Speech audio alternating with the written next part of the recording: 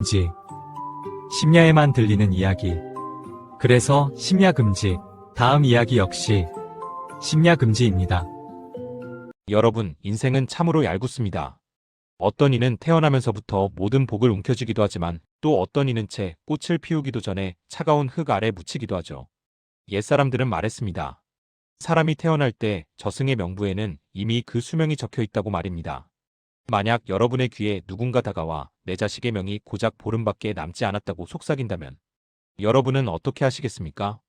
오늘 들려드릴 이야기는 자식의 명줄을 잡기 위해 저승의 문턱까지 달려갔던 한 아버지의 처절한 기록입니다.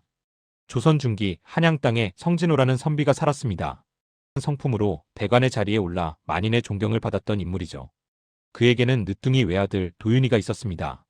40이 넘어 얻은 귀한 아들이었으니 그 사랑이 얼마나 깊었겠습니까? 도윤이는 진호에게 단순한 자식이 아니라 삶의 목적 그 자체였습니다. 어느 화창한 봄날이었습니다. 마당에는 하얀 자두꽃이 눈처럼 흩날리고 있었죠. 10살 도윤이가 아비 앞에서 낭랑한 목소리로 글을 읽고 있었습니다. 진호는 그 모습을 보며 세상 모든 시름을 잊은 듯 미소 지었습니다. 허허, 우리 도윤이가 벌써 경목요괴를 다 때려하는구나. 이 다음에 커서 이 아비보다 훨씬 훌륭한 사람이 되겠어. 아버님, 소자 공부를 게을리하지 않아 꼭 아버님처럼 백성을 돌보는 어진 관리가 되겠습니다. 진호는 도윤의 머리를 쓰다듬었습니다. 하지만 그것이 평범한 행복의 마지막 순간이 될 줄은 꿈에도 몰랐습니다. 바로 그때였습니다. 집 마당을 가로질러 웬 기괴한 행색의 사내가 들어왔습니다.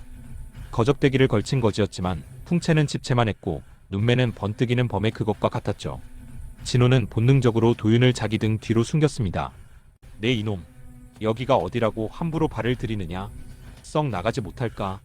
하지만 거지는 미동도 하지 않았습니다. 오히려 마당에 떨어진 꽃잎 하나를 집어들더니 진호를 향해 기괴하게 웃었습니다.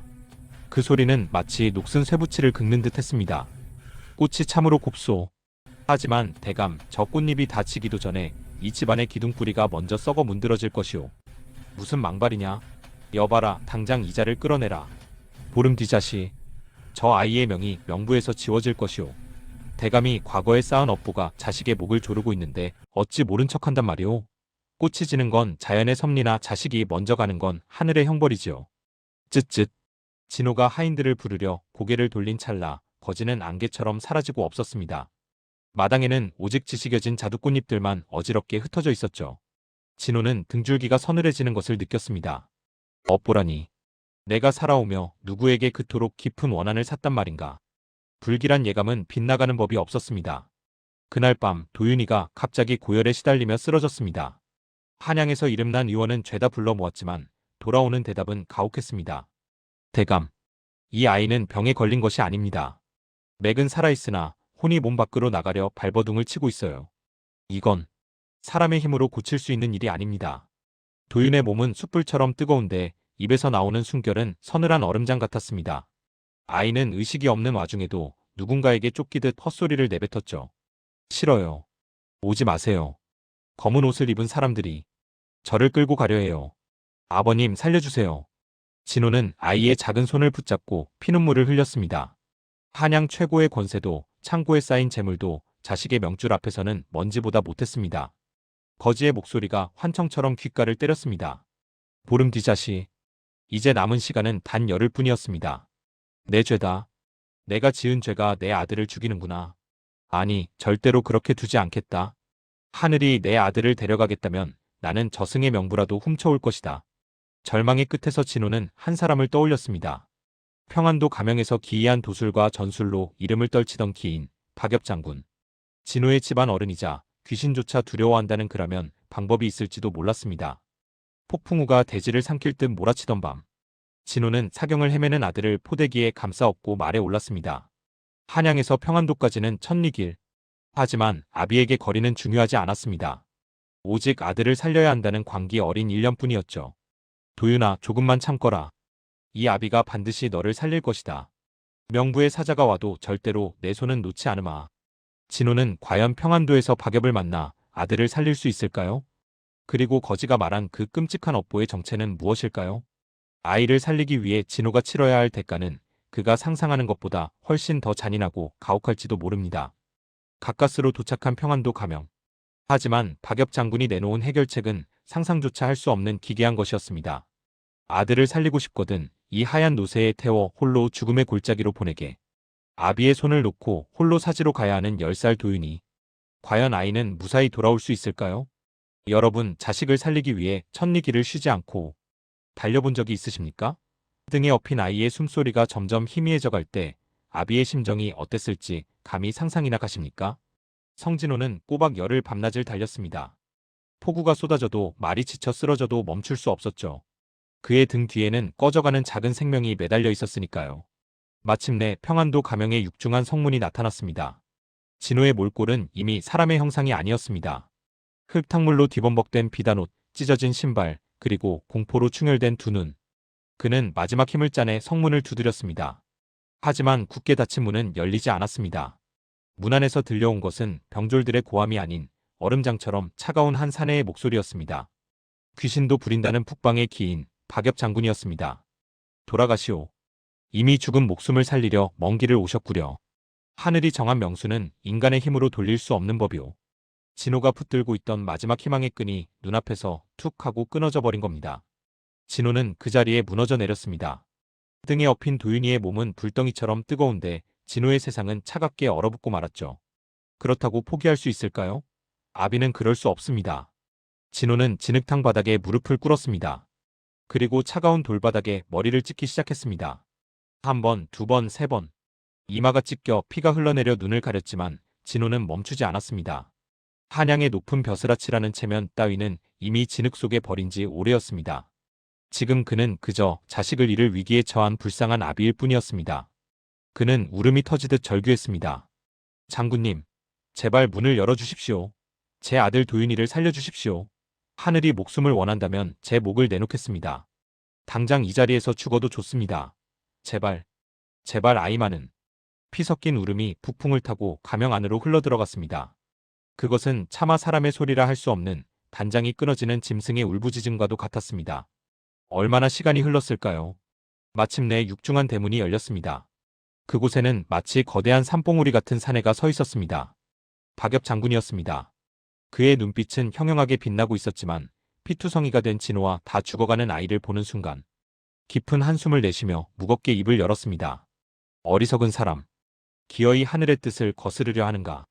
자식을 살리겠다는 그 일념이 오히려 자식을 더 큰 고통 속으로 밀어넣을 수도 있소.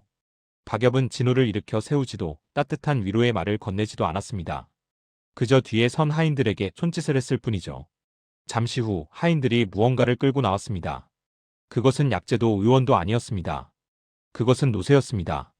머리부터 발끝까지 눈처럼 하얀 백색의 노새 한 마리. 그런데 이 짐승 어딘가 기이했습니다. 눈동자가 있어야 할 자리가 뿌옇게 멀어 있었거든요.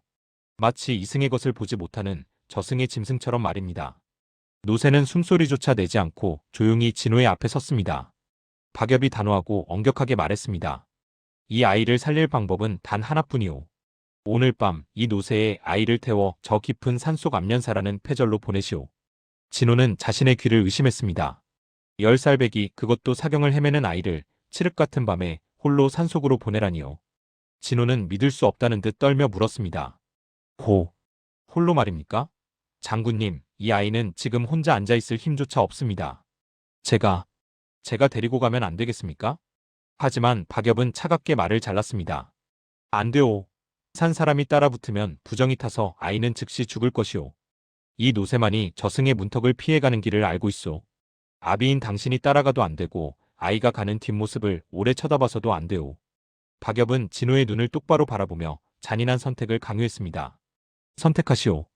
당신 품에서 편안히 숨을 거두게 할 것인지 아니면 청길 낭떠러지 같은 사지로 아이를 혼자 내몰아 바늘구멍만 한 삶의 희망에 걸어볼 것인지. 아비에게 다른 선택지가 있었을까요? 진호는 피눈물을 삼키며 고개를 끄덕였습니다. 그는 인사불성이 된 도윤이를 하얀 노새의 등에 태우고 떨어지지 않게 밧줄로 단단히 묶었습니다.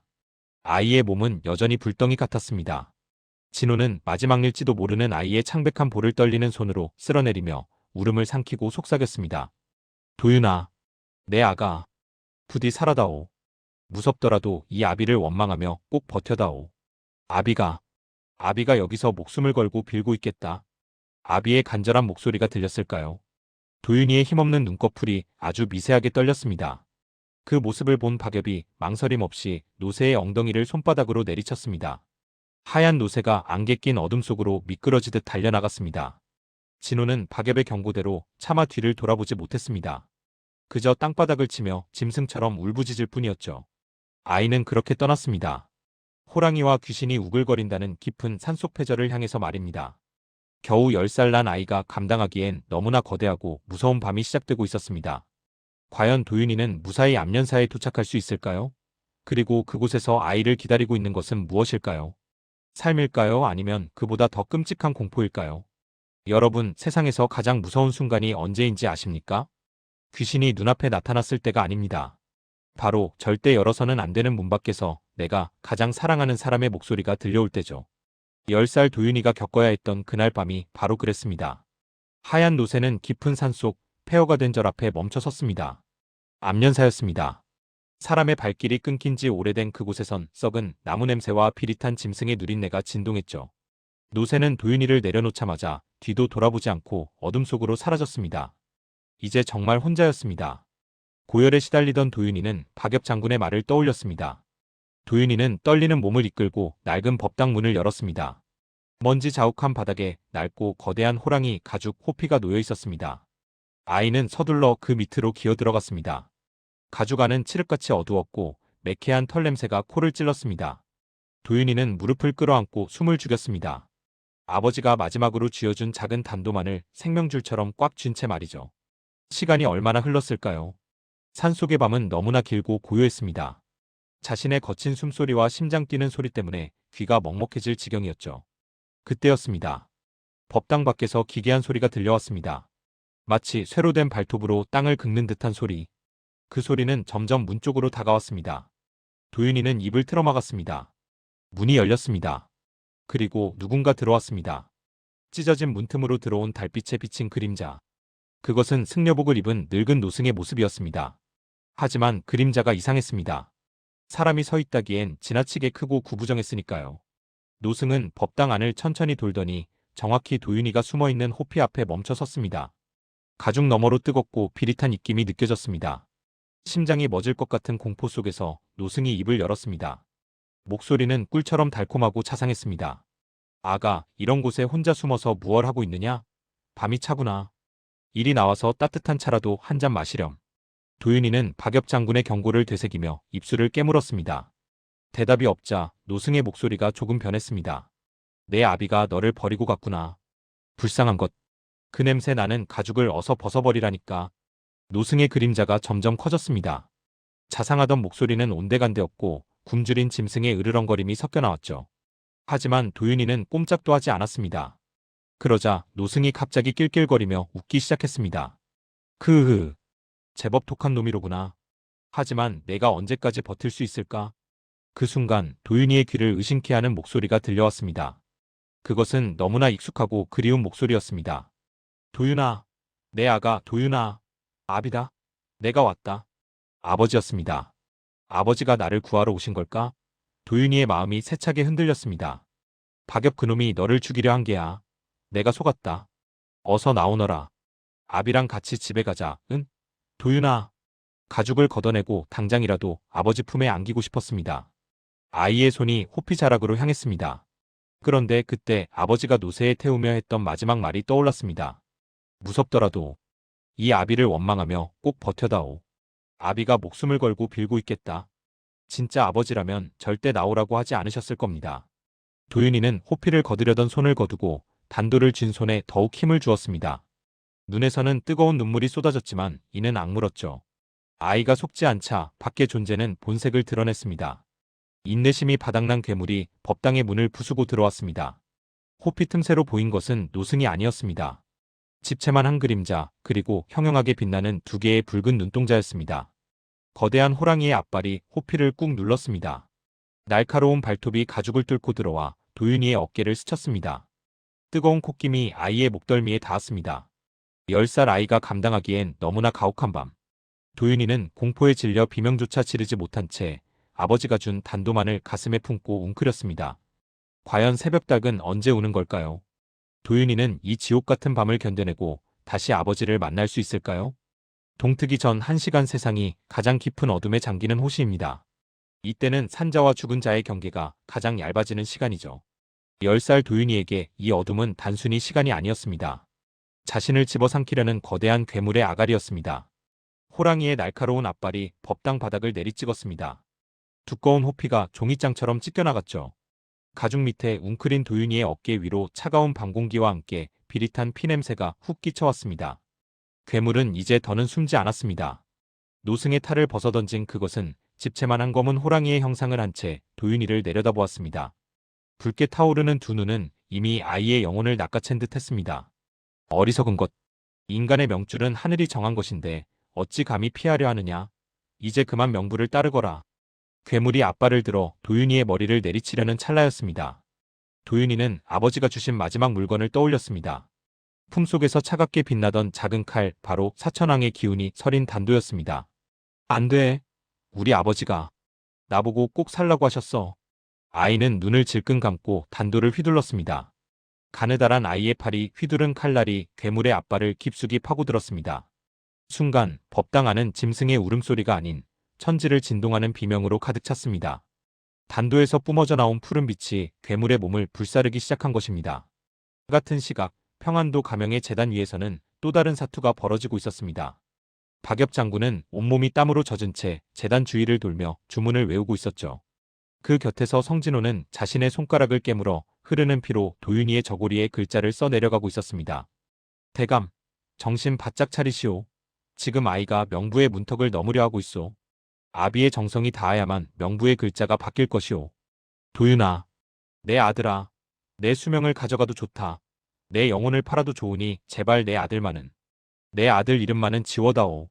진호의 피가 저고리를 붉게 물들릴 때마다 제단 위의 촛불이 미친 듯이 춤을 추었습니다.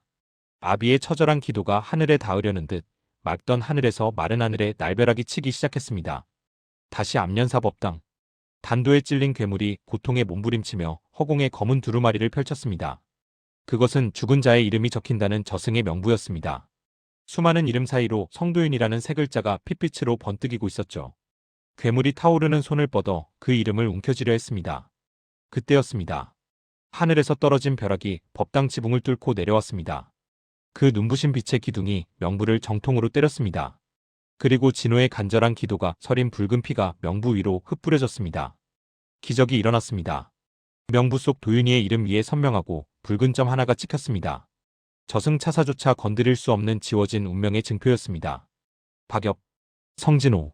감히 인간들이 천기를 어지럽히다니. 이 대가는 반드시 내 놈들이 치르게 될 것이다. 괴물은 억울한 비명을 지르며 안개처럼 흩어져 사라졌습니다. 법당을 가득 채웠던 비릿한 냄새도 압도적인 공포도 순식간에 씻겨 내려갔습니다. 정적이 찾아왔습니다. 아이는 찢어진 호피 밑에서 정신을 잃은 채 쓰러져 있었습니다. 하지만 그 어깨 위에는 아까의 상처 대신 은은하게 빛나는 붉은 점 하나가 새겨져 있었습니다. 새벽닭이 울었습니다. 길고도 잔인했던 밤이 끝났음을 알리는 신호였습니다. 성진호는 가명 바닥에 쓰러진 채 멀리 떠오르는 해를 바라보았습니다. 가슴 속에 맺혔던 응어리가 눈물이 되어 쏟아졌습니다. 아이를 살렸다는 안도감, 그리고 앞으로 가문이 짊어져야 할 대가의 무게가 한꺼번에 그를 덮쳐왔습니다. 살았구나. 도윤아, 내가 살았어. 도윤이는 무사히 돌아올 것입니다. 하지만 박엽 장군이 남긴 마지막 경고가 진호의 귓가를 맴돌았습니다. 명부에서 지워진 자는 더는 이 세상 사람이 아니다. 이제부터가 진짜 시작일세. 과연 살아 돌아온 도윤이에게는 어떤 운명이 기다리고 있을까요? 그리고 진호가 치러야 할 대가란 과연 무엇이었을까요? 여러분, 죽음의 문턱에서 돌아온 사람이 이전과 똑같을 수 있다고 생각하십니까? 기적은 결코 공짜로 주어지는 것이 아닙니다. 아비의 간절한 기도가 명부의 글자를 바꿨지만 그 대가는 아비의 몸과 아들의 영혼에 깊은 흔적을 남겼습니다. 새벽의 푸른 기운이 안개를 밀어낼 무렵 성진호는 정신을 잃은 아들을 품에 안았습니다. 아이의 몸은 차가웠지만 규칙적인 숨소리가 손바닥을 타고 전해졌습니다. 살았습니다. 꿈에도 그리던 아들의 생명이 다시 뛰고 있었습니다. 진호는 안도감에 다리가 풀려 주저앉았습니다. 그때 자신의 어깨 위로 흘러내린 머리카락을 보았죠. 검게 빛나던 머리칼은 온데간데없고 눈처럼 하얀 백발이 바람에 흩날리고 있었습니다. 박엽 장군이 무거운 발걸음으로 다가와 진호의 어깨에 손을 올렸습니다. 그의 눈빛에는 경외심과 안타까움이 교차하고 있었습니다. 대감, 축하드려야 할지 모르겠구려. 아드님은 살았소. 하지만 대감의 진기는 하룻밤 사이에 다 타버렸소. 이제 대감의 시간은 남들보다 갑절은 빠르게 흐를 것이오. 장군님, 아이만 살 수 있다면 제 남은 생이 단 하루라 해도 좋습니다. 이 하얀 머리카락은 제게 훈장과도 같습니다. 하지만 박엽의 표정은 밝아지지 않았습니다. 그는 도윤의 어깨를 조심스럽게 들춰보았습니다. 그곳엔 아비의 피가 명부에 튀어 만들어진 선명하고 붉은 점 하나가 새겨져 있었습니다. 잊지 마시오. 저 점은 도윤이가 저승의 명부에서 지워진 자라는 표식이오.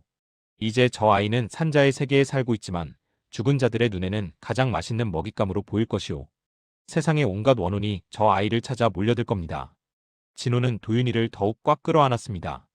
자식을 살렸다는 기쁨 뒤에 평생을 어둠으로부터 아이를 지켜내야 한다는 더 가혹한 운명이 기다리고 있었던 겁니다. 계절이 바뀌고 한양의 집으로 돌아온 도윤이는 몰라보게 건강해졌습니다. 하지만 아이는 예전의 도윤이가 아니었습니다. 늘 허공을 응시하거나 아무도 없는 곳을 향해 인사를 하곤 했죠. 어느 날 저녁 진호는 마당에서 꽃을 구경하던 도윤이 곁으로 다가갔습니다. 백발이 된 진호의 모습은 이제 영락없는 노인의 모습이었습니다. 아버지, 저기 감나무 아래 서 있는 할머니는 왜 자꾸 저를 보고 웃으시는 걸까요? 입가에 피가 묻어 있는데 말이에요. 진호의 가슴이 철렁 내려앉았습니다. 박엽의 말대로 도윤이는 이제 이승과 저승의 경계를 보는 아이가 된 것입니다. 진호는 떨리는 손을 감추며 아이의 눈을 부드럽게 가려주었습니다. 도윤아, 보지 마라. 그것들은 그저 길을 잃은 그림자일 뿐이란다. 내 곁에는 이 아버지가 있다. 아버지가 허락하지 않는 한 그 누구도 너를 데려갈 수 없어. 진호는 깨달았습니다. 진정한 기적은 아이를 살려낸 순간이 아니라 아이가 짊어지게 된 그 무거운 운명을 함께 나누며 살아가는 매 순간이라는 것을요. 그는 매일 밤 아이의 어깨에 새겨진 붉은 점을 확인하며 다짐했습니다. 자신이 죽어 흙이 되는 날까지 이 아이의 방패가 되겠노라고 말입니다. 아비는 백발이 되었고 아들은 귀신을 보는 눈을 가졌습니다. 남들이 보기엔 비극적인 대가일지 모르나 두 사람에게는 서로의 손을 잡고 있는 지금 이 순간이 가장 고귀한 축복이었습니다. 부성애라는 이름의 등불은 가장 깊은 어둠 속에서도 길을 잃지 않는 법입니다. 성진호와 도윤이의 이야기는 이제 단순한 생존을 넘어 운명에 맞서 싸우는 새로운 여정으로 이어질 것입니다. 여러분은 누군가를 위해 자신의 전부를 바칠 용기가 있으십니까? 사랑은 때로 하늘의 법도조차 바꾸는 가장 강력한 근기이자 구원입니다. 하지만 명부에서 지워진 아이를 쫓는 것은 원혼들뿐만이 아니었습니다. 저승의 질서를 무너뜨린 성진호를 처단하기 위해 명부의 주인들이 직접 움직이기 시작한 것이죠. 과연 이들 부자는 몰려오는 저승의 사자들로부터 살아남을 수 있을까요? 여기는 심야금지입니다. 더 좋은 이야기로 밤을 채워드릴게요.